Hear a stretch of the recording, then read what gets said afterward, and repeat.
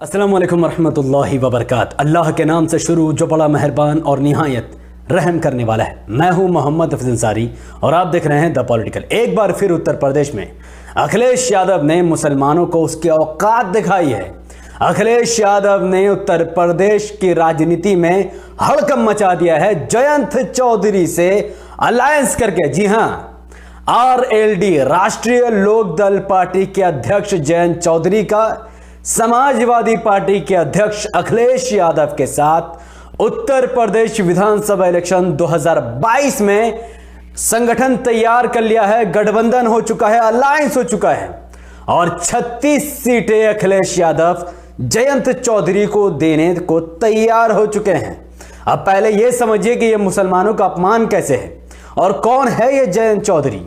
सबसे पहले आप नजर डालिए उत्तर प्रदेश के 403 विधानसभा की सीटों पर।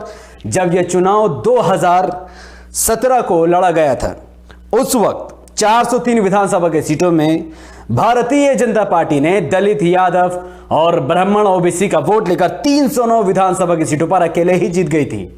उसके बाद उन्हीं के साथ अलायंस वाली पार्टी एडीएस ने 9 विधानसभा की सीट जीती।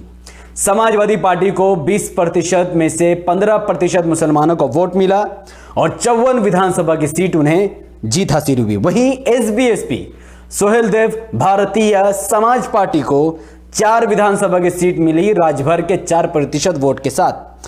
पीएसपीएल नाम की पार्टी प्रगतिशील समाजवादी पार्टी, जो कि अखिलेश यादव के चचा, मैं उनका नाम आपको कमेंट पर बताना है कि इनका नाम क्या, अखिलेश यादव के चचा का नाम आपको कमेंट में बताना है ताकि पता चले आपके अंदर अवेयरनेस है कि नहीं है। इनकी पार्टी के पास भी एक विधायक, यानी वो खुद अभी विधायक हैं।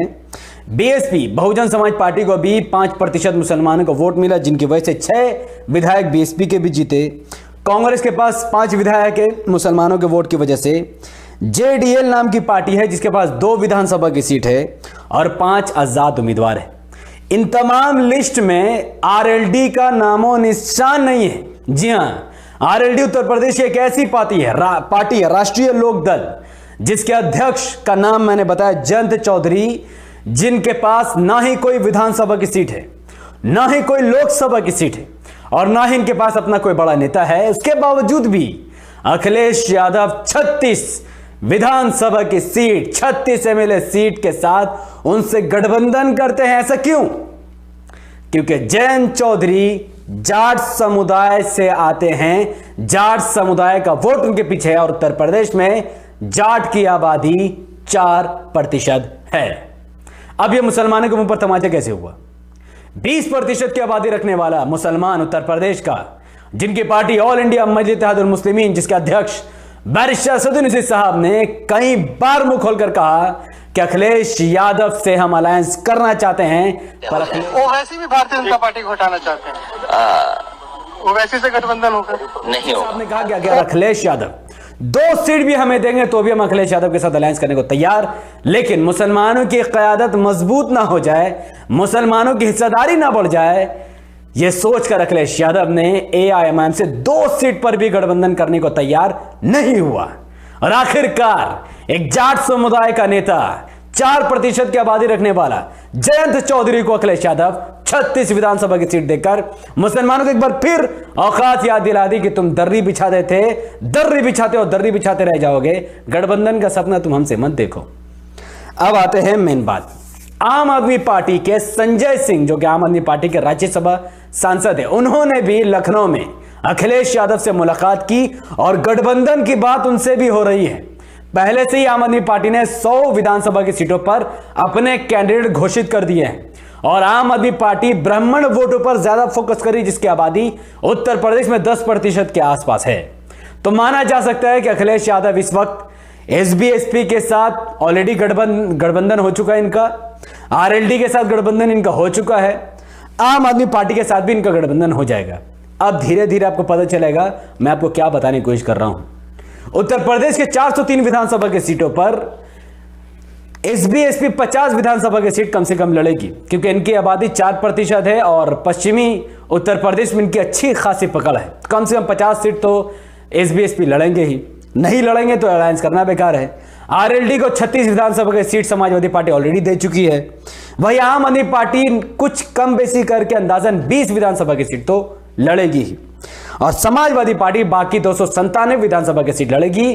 तो ये चार पार्टियां मिलकर 403 विधानसभा की सीटों पर उत्तर प्रदेश में चुनाव लड़ेगी।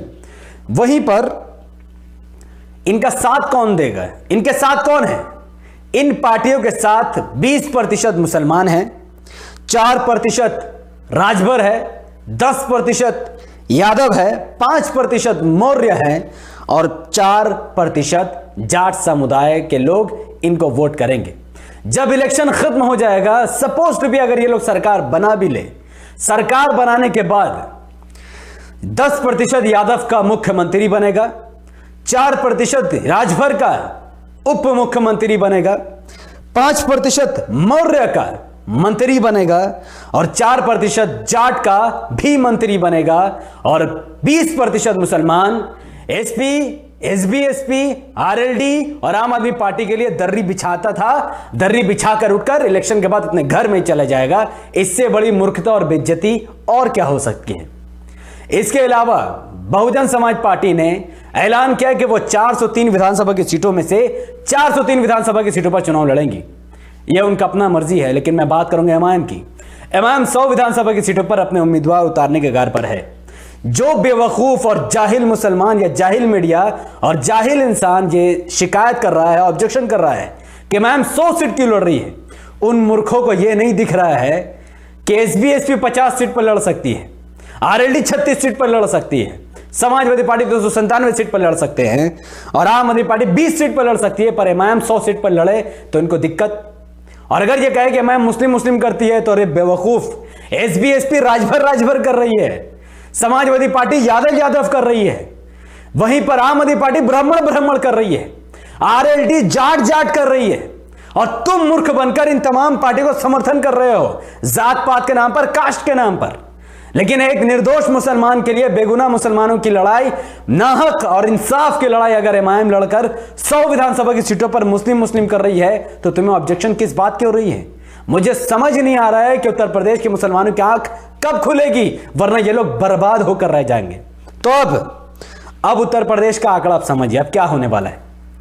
तो उत्तर प्रदेश में 403 विधानसभा की सीटों पर बीजेपी अपने अलायंस वाली पार्टी के साथ लड़ेगी, 403 की 403 विधानसभा की सीट। वहीं पर एआईएमआईएम, माफ करना, बीएसपी बहुजन समाज पार्टी भी 403 विधानसभा की सीटों पर अपने उम्मीदवार उतारेगी। कांग्रेस भी 403 विधानसभा की सीटों पर अपने पूरे उम्मीदवार उतारेगी। 3 हो गया। वहीं पर सीपीएम भी लगभग पूरे सीट पर अपने उम्मीदवार उतारेगी, क्योंकि ये पुरानी पार्टी और इसने पहले भी यह काम किया है।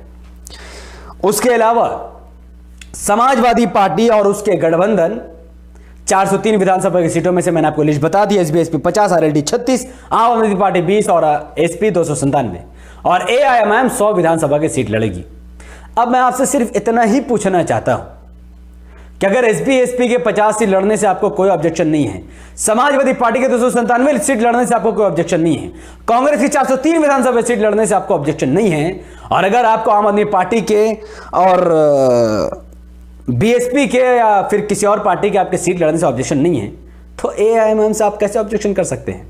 कौन आपको मूर्ख बना रहा है? कौन आपको बेवकूफ बना रहा है? कौन आपको बीजेपी से डरा रहा है? कौन आपको आपका अधिकार छीन रहा है आपसे? आपका सोच और समझ आपसे दूर हो चुका है। कितनी बेवकूफी भरी बात है। और अब मुसलमान उत्तर प्रदेश में बर्बाद कैसे होंगे मैं आपको दिखाता हूं। 20% मुसलमानों का वोट बहुजन समाज पार्टी में भी जाएगा, 20% मुसलमानों का वोट कांग्रेस में भी जाएगा, 20% मुसलमानों का वोट समाजवादी पार्टी में भी जाएगा और 20% मुसलमानों का वोट अन्य पार्टियों में भी जाएगा। इससे होगा मुसलमान बर्बाद और इसका सीधा फायदा बीजेपी को ही मिलेगा, क्योंकि बीएसपी, कांग्रेस और एसपी एक साथ इलेक्शन नहीं लड़ रही है, बल्कि एक मुस्लिम सीट पर यह तमाम पार्टियां अपने उम्मीदवार उतारेगी, इंक्लूड बीजेपी भी अपना उम्मीदवार उतारेगी। पर इसका एक सॉल्यूशन है। अगर मुसलमान कम से कम 100 विधानसभा की सीटों पर एसपी को वोट ना देकर, बीएसपी को वोट ना देकर, कांग्रेस को वोट ना देकर, बीजेपी और तमाम पार्टी को वोट ना देकर अपना वोट सीधा एमआईएम को दे, तो कम से कम 100 विधानसभा के सीट मुसलमानों की सुरक्षित हो सकती है, बीजेपी से बच सकती है। बाकी 303 सीट तो है ही बीजेपी को हराने के लिए। एसपी बीजेपी को हराए, चाहे बीएसपी चाहे बीजेपी हराए, क्या फर्क पड़ता है? हमें तो बीजेपी को हराने से मतलब है। तो अब मुसलमानों को इस बात का फैसला करना है क्या वो क्या चाहते हैं। उनकी हिस्सेदारी, तो उनको हिस्सेदारी देने को समाजवादी पार्टी या आम आदमी पार्टी, कांग्रेस, एसपी, बीएसपी कोई तैयार नहीं है। अरे मैम, आपकी हिस्सेदारी के लिए लड़ रही है, आपको सीएम डिप्टी सीएम बनाने के लिए लड़ रही है, आपको मंत्री